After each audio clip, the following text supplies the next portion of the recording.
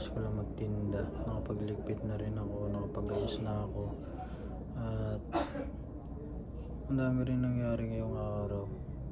Ang dami ko rin mga natutunan, ang dami rin mga lessons na nangyari. Katulad nung pag-control ko ng emotions ko, minsan hindi ko siya makontrol. Lalo na yung pride, sobrang taas ng pride ko. Feeling ko ang taas-taas ng tingin ko sa sarili ko, pero wala naman talaga.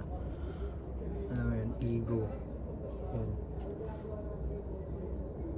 Tinatry ko siyang practicein na kontrolin ganun. Kasi sobrang hirap niya eh. Lalo yung anger ko.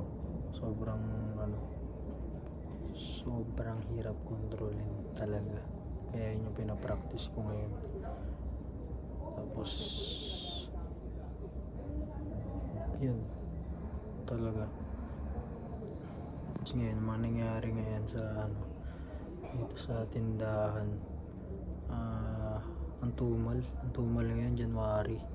Hindi katulad nung December, November, sobrang lakas talaga. Iba talaga yung January. Talagang mararamdaman mo yung tumal eh.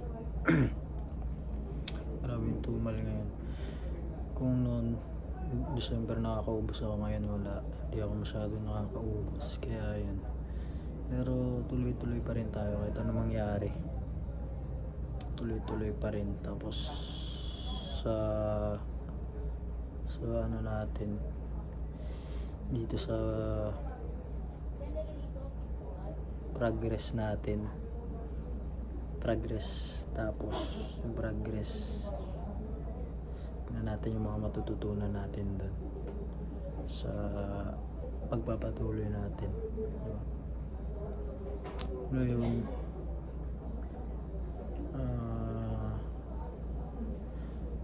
hindi ako masyadong pagod kasi wala akong masyadong ginawa. Huwag nakaupo lang talaga. Hindi katulad nun na kada oras, hindi kada minuto may bumibili. Kasi ngayon wala masyado. Pero meron pa rin tayong benta. Pa rin tayo, balipunan lang. So yun, may goal ako na tumagal hanggang April. Yun yung pinaka goal ko since nung October ako nag-start. Tapos goal ko makaabot ako hanggang April kung kaya. Titignan ko kung anong magiging sales ko nun. Tapos ayun, papatuloy lang hanggang sa makaipon. Tapos pag nakaipon, try ng ibang business kung pumaldo, ganun. Try lang ng try. Tapos yun, wala na, bukas ulit Tuesday. Yan lang, bye bye.